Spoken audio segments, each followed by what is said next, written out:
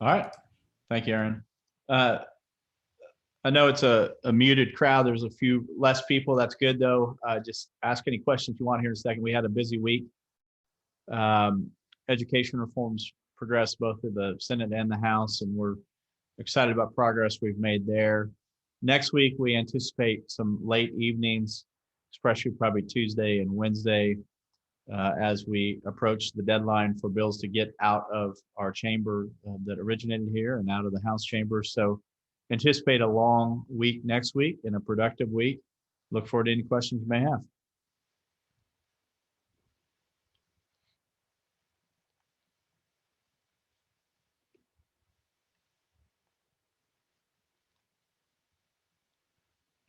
And if you do not have questions, I won't belabor and take too much of your time. Just one. That's okay. My only one is on the utility committees. Do you have an update on the scheduling there and the process? Yes, so we have agreed with the House to do joint meetings. We're still working out some details with deadlines coming on, our appropriations committee having to meet this week to finalize bills because of the storm. We didn't want to take time away from the floor this week. I think you'll see some announcements about that. I don't know if it'll be next week or the following week when they start having public facing meetings. I've been meeting with Senator Learyide and some others about the utility issues and trying to wrap our head around it and our minds around it, and looking at several options to try to make sure that we protect ratepayers in Oklahoma. I think you'll see announcements on that forthcoming in the very near future. I'd like to follow up on that if I could. Do you anticipate perhaps any legislation this year that could come out of those? Yes, I think there's I'm not guaranteeing it, but I think there's a high likelihood that we'll have to execute on some legislation in order to address it. But that has not been decided. I just do think if there is legislation, you would see it this session.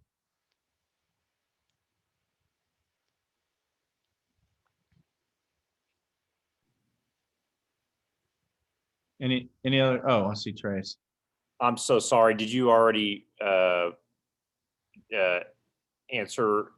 I don't know how many questions you already did. It's about 30 minutes in, but thanks for joining us. Oh, really? I'm sorry. I thought it was 2:30. No, it's about 3 minutes in. Oh, great. Go ahead.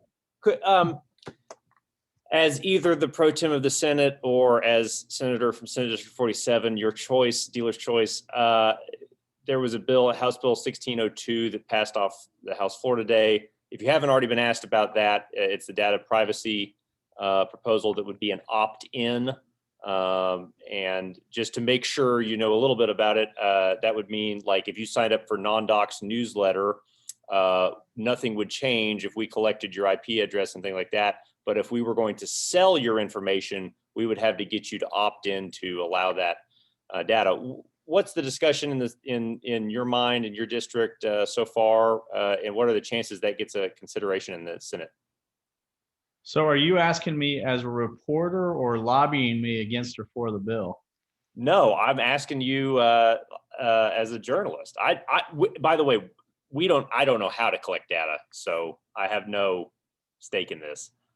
I just figured you were trying to protect your non-doc website or something. Now, 1602, I've heard a lot about it, especially in the last 72 hours as it's become more apparent that it was passing across the rotunda. I have not read Senate or House Bill 1602 yet. I understand there's a lot of pushback from the industry, and pushback seems like there may be some legitimate concerns. I want to hear those out. Obviously, on the other side, there's legitimate concerns about how is our data being used, and making sure that we know and we have a voice in how companies, large or small, use our data. I look forward to hearing from both sides of the equation. I have not predetermined how either the Senate or the senator from Senate District 47 will act on that. I know it passed, 85-11 today. A pretty overwhelming pass, but we want to make sure that it's done right, and so we'll take a really hard look at it. I did have one other one that I just remembered, if that's okay. The legislation that required children to wear seatbelts in the back seat. I know that failed the other day. Do you expect that to come back up again next week? I expect the author to move reconsideration. I don't know if Senator Peterson has been working that issue yet. I have not been worked, but I voted yes on it, so I probably wouldn't be one of the people who got worked over on it. I've been telling my kids since they could understand language that it was already the law to make sure they stayed buckled. So I couldn't in good conscience vote against it because I've been telling my kids this whole time that it was already against the law. Hey, Pro Tem. Sorry I'm late. I was talking to one of your other esteemed senators. I had a question about police reform. I know you did that interim study back in the summer, I guess. I don't know. I've lost track of time. I'm curious, are there going to be any serious efforts to try to tackle police reform this session? You know, I'm still very serious about trying to address that issue, getting support on that. It's a very politically charged environment when you're trying to deal with this. And there's deeply held beliefs and there's knee-jerk reactions. And so I'm still very committed to trying to find a pathway toward that. Obviously, I didn't file legislation, and I didn't file legislation because I haven't found that pathway yet. But I am still very interested in trying to make sure that individual civil liberties are upheld at the same time that we respect law enforcement. And I am not giving up, whether it's a 1-year project or a 4-year project. I have 4 years left in this building, counting this session, and it's an issue that I don't have a deadline that I have to get it done this session, but I think it's an extremely important topic that I don't plan on letting wither away. It seems to me that a lot of the stuff that has, gone through the chamber and even gone through the House that you may not be aware of yet has been very pro law enforcement so far this year. And I haven't seen a lot that has maybe been pro Black Lives Matter or pro police reform. Yeah, I don't see it as a zero-sum game. I think that you can be pro-law enforcement. They put their lives on the line to protect our communities day in and day out. But minority members and members of the non-minority need to feel safe, and they need to feel that the police are treating them with a level hand and with respect. So I don't see it as a zero-sum game. I don't see it as either you're pro-Black Lives Matter or pro law enforcement. We obviously have to be pro law enforcement if you believe in the rule of law. But being pro law enforcement is holding bad actors accountable as well. And I have not advanced legislation to this point this session. We'll see if there's a pathway to success there. But I'm not going to stop saying that we need to hold law enforcement officials accountable while at the same time respecting the very difficult job they have.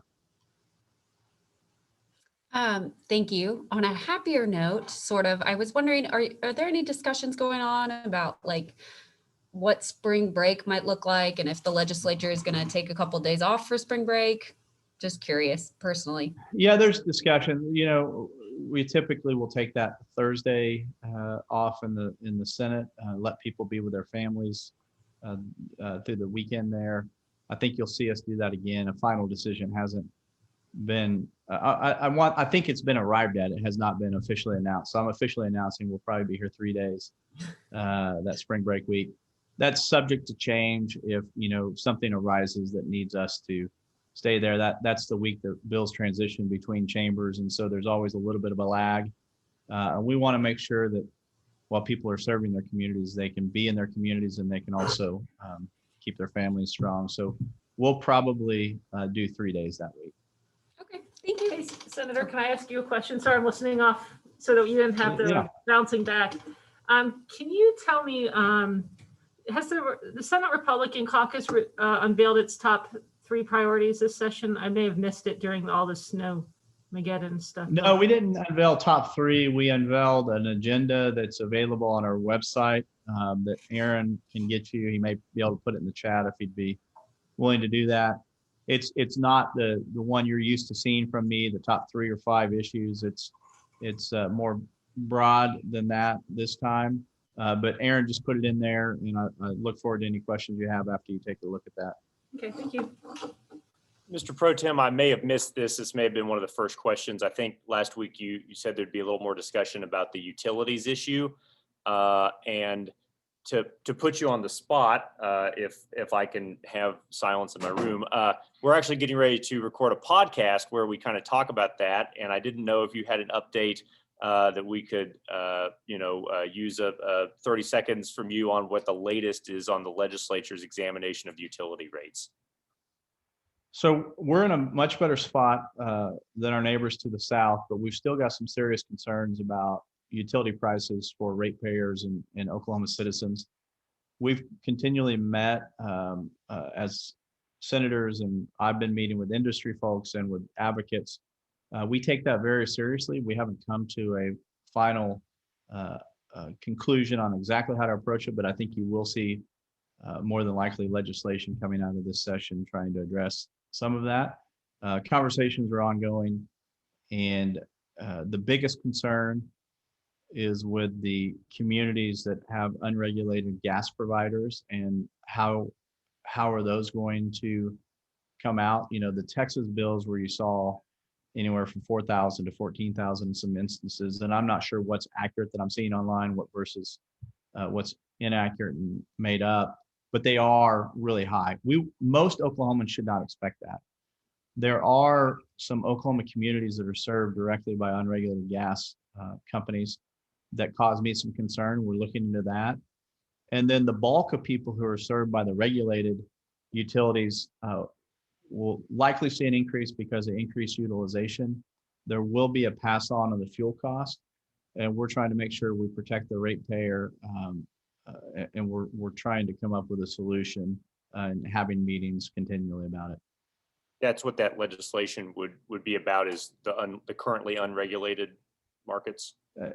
There are many actors involved in trying to figure out stakeholders, so I can't absolutely guarantee that's what it would be narrowly focused, but that would be one of the focuses that I would hope that we could look at.